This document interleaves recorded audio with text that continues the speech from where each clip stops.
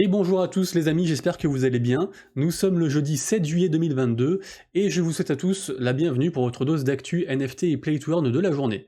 Aujourd'hui, on va parler de l'exchange le géant FTX qui a une grosse annonce qui pourrait bien bouleverser voire rebooster un certain Move to Earn que vous connaissez bien.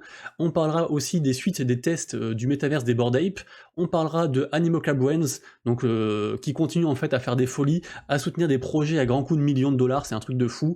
On parlera aussi bien sûr des suites du hack de Axie Infinity qui fait beaucoup parler. On parlera de ce qui a marché hier sur les mints, de ce qui n'a pas marché, du mint du jour bien sûr, des dernières news concernant les Play to Earn que vous préférez, ceux qui vont arriver, ceux qui viennent de sortir, et on finira la vidéo du jour par un mint, free mint en fait, qui concerne également un Play to Earn. A tout de suite.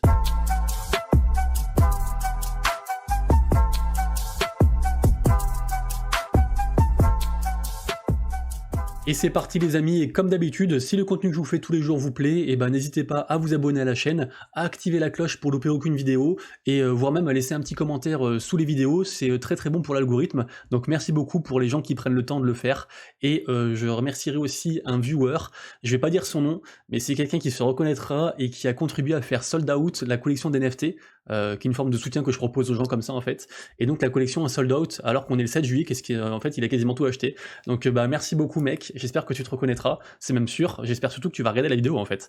Allez c'est parti, on va parler de la grosse news, tout le monde en parle, la terre entière en parle, Elon Musk a tweeté dessus les gars, ça y est, la princesse Charlène de Monaco va faire des NFT.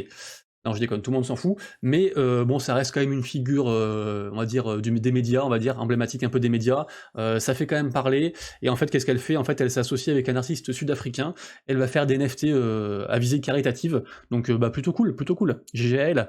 La grosse news du jour, les gars, ça concerne l'exchange FTX qui, en fait, annonce que maintenant l'exchange, en fait, va supporter la norme ERC20, et du coup, le token GMT, donc un des deux tokens, en fait, de Stephen, du Move to Earn Stephen, et du coup il y a aussi des rumeurs qui disent que le troisième royaume de Stephen ce sera du coup Ethereum, en plus du coup de la BSC et de Solana, donc vraiment très grosse news les gars, affaire à suivre, est-ce que ça va relancer un peu Stephen? En tout cas Stephen, voilà, il continue les annonces, ils font des mises à jour, ils font plein de choses, donc il lâche pas l'affaire. Ensuite, Otherside, je vous rappelle les gars, c'est le métaverse des Bored Ape, ils ont fait des tests, ils vont continuer à en faire, et en fait là ils ont fait des tests notamment sur le nombre de joueurs simultanés, et il y a eu plus de 2000 joueurs qui étaient connectés en même temps, apparemment il n'y avait pas de lag, là la vidéo lag un petit peu, mais apparemment c'est juste la vidéo qui est hébergée qui lag, mais dans le jeu apparemment ça laguait pas, et c'était un truc vraiment bien fait, vraiment smooth, donc GG à eux du coup les gars, et je vous rappelle que ils vont faire la première aventure pour les possesseurs en fait de Land, Otherside, le 16 juillet, donc affaire à suivre.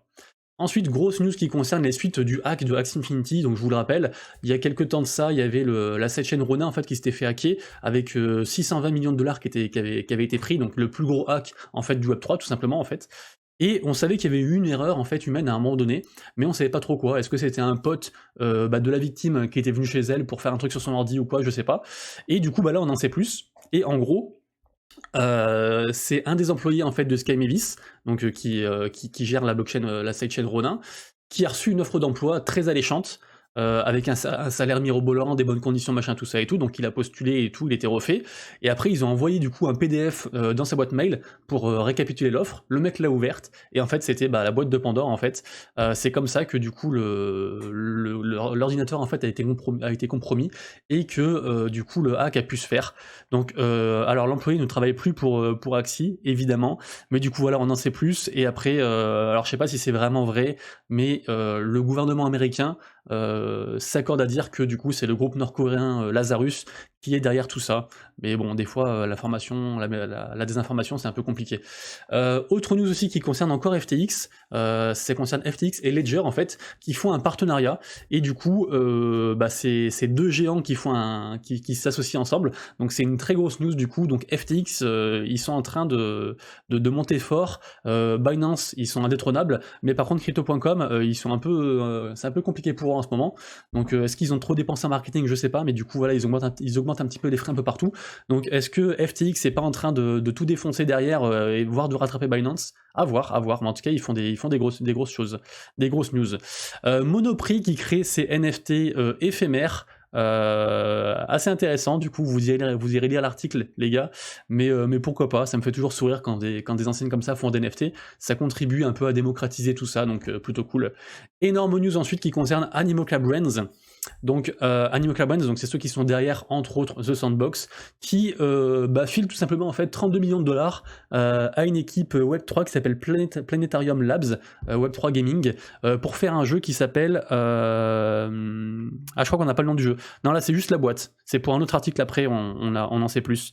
Ah si, c'est ça, Nine Chronicles, si. C'est Nine Chronicles apparemment. Donc du coup, pareil, un projet à suivre. Quand des grosses boîtes comme ça du Web3 en fait soutiennent des projets, il faut checker parce que il y a moyen de se mettre un petit peu early dessus et de gratter un petit peu, voire de profiter sur un énorme projet qui va nous régaler tant au niveau du fun que de l'investissement, donc vraiment cool. Ensuite, qu'est-ce que c'est ça, Choupi et Bullish? Et Choupi, le célèbre personnage pour enfants, qui fait des NFT. Donc vraiment cool aussi pour ses 30 ans. Donc affaire à suivre, bien sûr les gars, tout ce que je vous dis, tous les liens sont dans la description, hein, évidemment. Concernant les NFT et ce qui a marché, ce qui n'a pas marché, au niveau d'OpenSea, donc côté Ethereum, on voit qu'il y a Artblock qui se rehisse à la 3e place. Artblock, qu'est-ce que c'est? Je vous explique vite fait le concept en fait. En gros, c'est comme si on vous mettait en fait à dispo un programme en fait de création de NFT, de création artistique de NFT. Vous rentrez certaines variables et en fait le programme va dessiner pour vous une œuvre unique de NFT. Et du coup, vous pouvez changer pas mal de choses comme ça par rapport à ça. Il y a une grosse hype, et d'ailleurs pareil, hein, le 7ème Chromie Squiggle, c'est lié aussi à Artblock, hein, c'est pareil. Donc vraiment sympa, et ça cartonne depuis déjà un bon bout de temps, et ça continue. Cop Beers, c'est une collection qui est sortie il y a 3-4 jours là. J'ai peur qu'elle redescende, mais pour l'instant ça marche plutôt bien, et sinon rien de particulier d'autre. Si, il y a quand même aussi toujours le projet Shifted à surveiller. Ils ont sold out la fin de la collection du Mint, donc à surveiller, ça peut être pas mal. Ça monte un peu, le floor est fif, comme on dit, il est fin, sin, un truc comme ça. Donc pourquoi pas, official Shifted à surveiller. Oyabun, la collection du Move to Earn français avec l'ambiance japonisante plus un Fight to Earn. Ça fait beaucoup de choses. Ils ont sold out. Alors certes, la supply c'est que 2K et quelques. C'est 2084 je crois, mais ils ont tout sold out, et le floor price est bien monté, c'est à 0,33, donc pour l'instant les gens qui ont mint en tout cas sont en bénéf, et le projet est cool. Voilà, juste ça concerne une petite communauté, mais le projet est grave cool je trouve. Sur Magic Eden, donc côté Solana, on a Infected Mob qui a plutôt marché. Le mint c'était je crois un seul 70, et vous voyez finalement ils ont sold out, et c'est monté un petit peu aussi, donc GGE, c'est plutôt cool. Degenton qui redescend un petit peu, c'était quasiment à 14 sols hier, là ça redescend un peu à 11 sols, mais la collection a encore beaucoup de hype. Aujourd'hui, sur la blockchain Wax, on a une vente des Hot Wheels. Qu'est-ce que c'est? Ça doit vous rappeler, je pense, vos jouets préférés, vos petites voitures de course quand vous étiez petit. C'est effectivement ça, en fait, c'est des collections vraiment NFT pour la collection. Il n'y a pas d'autre utilité que la collection pour le coup. C'est la 3e collection qu'ils font. Les 2 premières ont sold out super vite et ont pris même de la valeur. Donc beaucoup de gens espèrent que la 3e collection fera pareil. Et en tout cas voilà, c'est aujourd'hui à je crois à 19h. Si je dis pas de bêtises. Bien sûr, vous retrouvez les liens puis les infos concernant les horaires dans la description, mais c'est aujourd'hui à 19h sur la blockchain Wax. Sur ETH, Zenogaki, c'est le mint du jour, énorme hype. Alors par contre, c'est quand même 0,24 ETH le mint et 0,28 en public, et c'est ce soir, je crois, à 21h pour la publique. Mais vraiment, en gros, pour moi, c'est le mint du jour sans tergiverser. En second, on a Dusktopia. Pareil, pas mal de hype aussi. C'est ce soir, je crois, vers 21h aussi, ou 20h, un truc comme ça. Vous vérifierez combien ça fait un 10 AM EST en France. Mais pareil, bonne hype aussi sur ce projet-là, donc à checker, à surveiller, ça peut être cool. On a aussi Seven Lux, alors j'en ai déjà parlé hier, je suis pas trop chaud, j'ai l'impression que c'est très beauté, c'est très artificiel, mais pourquoi pas, c'est à 1 PM UTC, donc ça fait quelque chose comme 15h heure française, un truc comme ça. Et c'est sur ETH ça. Sur Solana, on a Spooked, c'est dans quelques heures. Petite hype, pourquoi pas, à voir. Je vais peut-être en prendre un en secondaire, ça peut être cool. Sol Park qui a été reporté, ils ont changé la date, donc on sait pas quand ce sera, mais ce sera en juillet du coup, donc reporté. Demain, on aura Zenin, je vous en reparlerai du coup. On aura aussi Undead et Shrouded Playground. Tout ça c'est demain, donc je vous en reparlerai. Concernant les play to earn, la map est plutôt mitigée, on est sur, un plus 1%, moins 1%, enfin, donc voilà, les cryptos liés à la GameFi sont assez stables sur les dernières 24 heures. Concernant les top tendances sur Fractal, sur Solana, on a F.io, donc le shooter qui revient à la première place, suivi par Oneland, qui vend pas mal de NFT en ce moment, donc plutôt pas mal, et de Neoland en troisième, et je vous dirai pourquoi après concernant Neoland. Énorme news concernant Legends of Venari, c'est un jeu que j'affectionne particulièrement, bon ça fait 7 mois que j'y joue, donc forcément j'y crois, je suis commit, mais voilà c'est une sorte de Pokémon, il prévoit aussi un monde ouvert et tout, et du coup donc il y a eu un Vocari Hang, donc en fait une espèce de réunion privée des gens en fait qui investissent dans le jeu, pour faire simple, et du coup ils ont annoncé plein de news, mais vraiment plein de news, notamment la bêta qui arrive en juillet, donc ça va être énorme, plein d'annonces aussi, le partenariat aussi avec les Cyberkongs, la nouvelle région, les trucs de scholarship, le programme de partenaire aussi avec les créateurs de contenu, d'ailleurs je devrais faire un truc avec eux aussi je pense, enfin vraiment beaucoup de choses, énorme news. Donc Venari les gars, si vous aimez bien un peu Pokémon tout ça, c'est grave cool. Là on peut déjà y jouer mais c'est assez limité parce qu'il faut avoir un pass, et que le pass coûte un petit peu cher, le floor est à 0,1 ETH. Ensuite, donc Neoland, on en parlait sur Solana, donc le claim des landes, ce sera ce week-end. Donc du coup, tenez-vous prêts les gars, le 9 juillet à 9 am, si était le claim des landes sur Neoland. Ensuite, énorme news concernant Wemix. Wemix, c'est quoi en fait? C'est une plateforme qui vous propose de jouer à plein de play to earn différents, il y en a environ 16, et notamment un qui est vraiment énorme, qui est une ancienne licence qui remet au goût du jour. Wemix, c'est ça, hein, donc ça propose pas mal de choses, et là on va parler de Mirfor.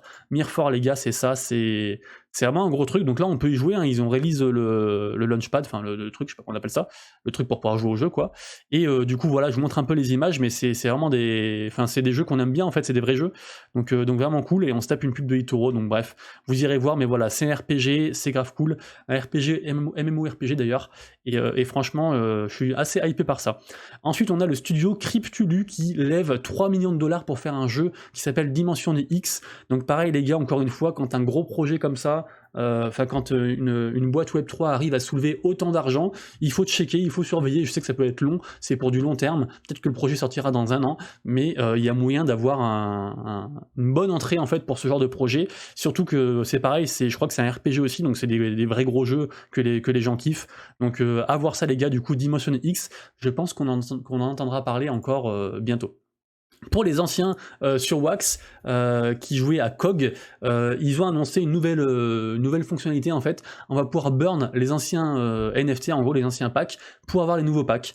Donc est-ce que ça va faire revenir le jeu au goût du jour? Je sais pas. Pour ceux qui s'intéressent, vous lirez l'article les gars, mais c'est vrai que des fois quand les jeux sont un peu anciens, bah ils essaient de tout faire en fait pour que le jeu perdure, et du coup des fois, quitte à brûler les premières collections pour faire les nouvelles, enfin voilà. Donc à checker les gars, mais en tout cas ça a fait beaucoup parler, et là ça revient un petit peu sur le devant de la scène avec cette news là.